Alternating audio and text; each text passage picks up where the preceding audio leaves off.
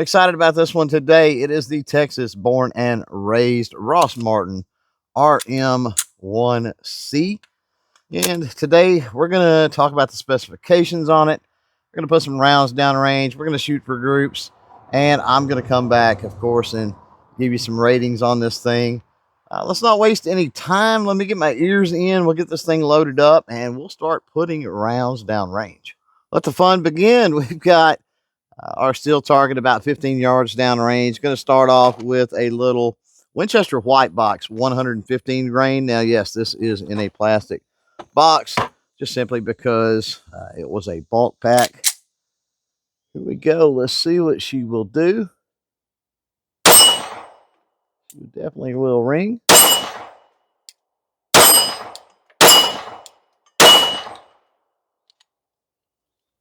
Not bad. Now let me load up a different ammunition. We'll fire a few more rounds. Reload accomplished. This time we're going with some 124 grain Igman ammo from our friends at Global Ordnance. Here we go.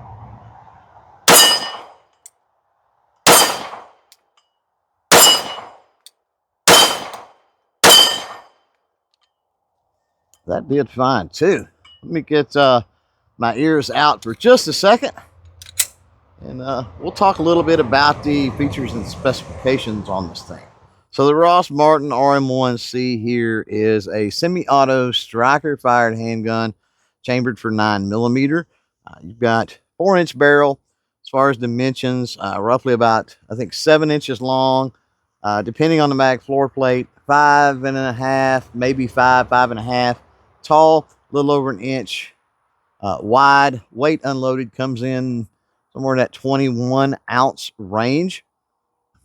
With sights, you've got the front white dot, rear blackout. You've also got optics ready capability, front accessory rail.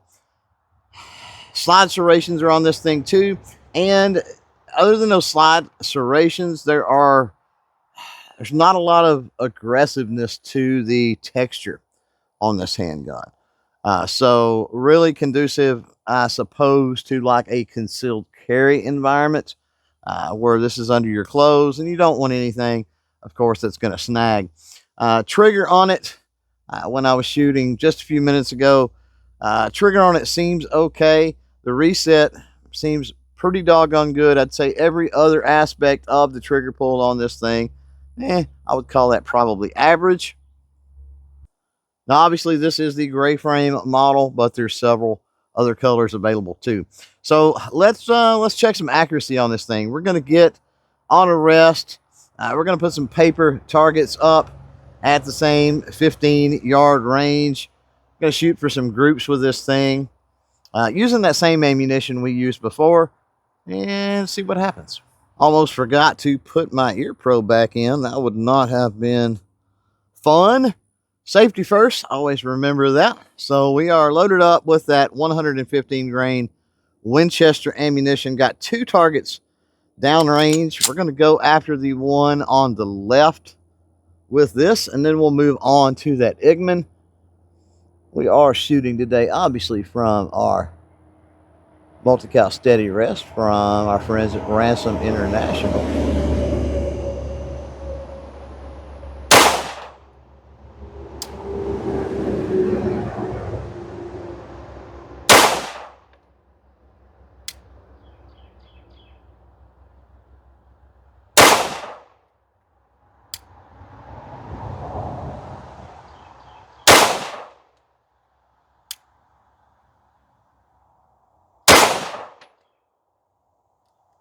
It looks almost like a one-hole group. We'll check that in just a minute.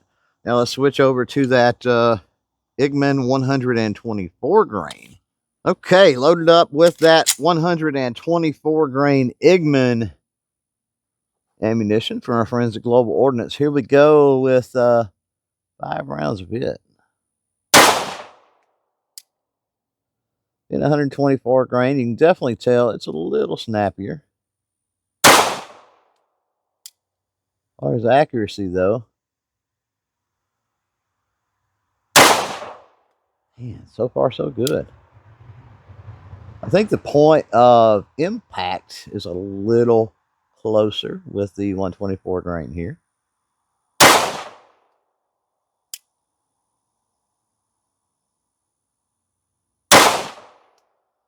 Man, that's interesting. All right, let's get down range and take a look at those targets. Wow, so these targets, quite impressive. Target on the left here is the Winchester 115 grain. Target on the right, the Igman 124 grain. These targets, by the way, you can find the template for these on the CloverTac website. Keep in mind the circle, 1 inch. So with both of these groups, check that out. Wow. I would say 1 inch groups very easily on both accounts there. Par for course.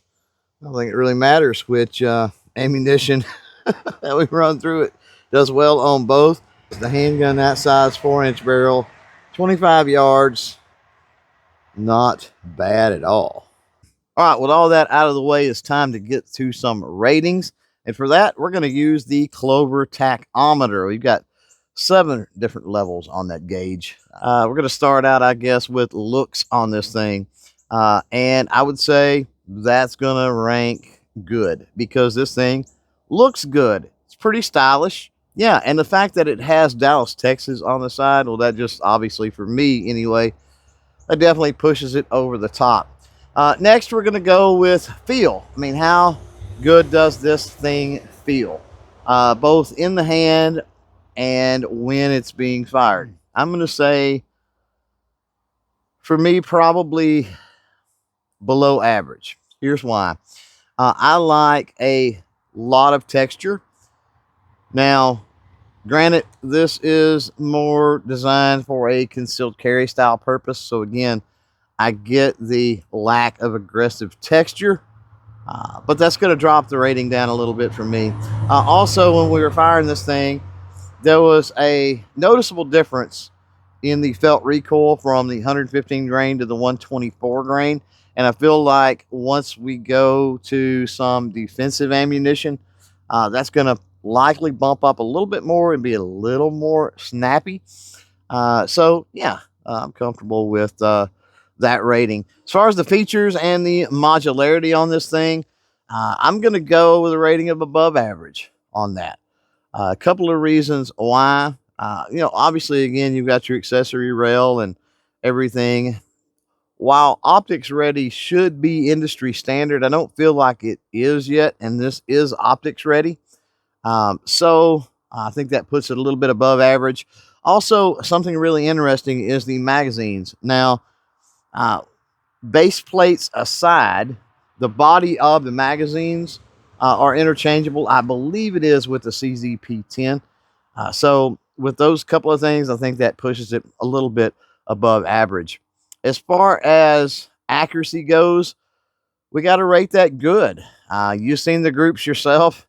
Yeah, that was 15 yards. Yeah, that was from a rest, but they were essentially one big hole on 2 different types of ammunition. So I feel comfortable with that rating. Finally, I guess reliability would be the thing. And you've seen how it ran that 115 grain Winchester and that 124 grain Igman without any issues. And obviously I ran a lot more off camera, but I didn't want to make this video 20 minutes long. It's done fine. I've had no hiccups with this whatsoever. It's had, I'm going to say close to about 500 rounds to it at this point, and I've had 0 problems. So I feel comfortable giving also that good rating to the reliability as well. So there it is, the Rost Martin RM1C. And look for more from this thing probably on the channel moving forward. But for this one, we're done. So we'll catch you later. Bye.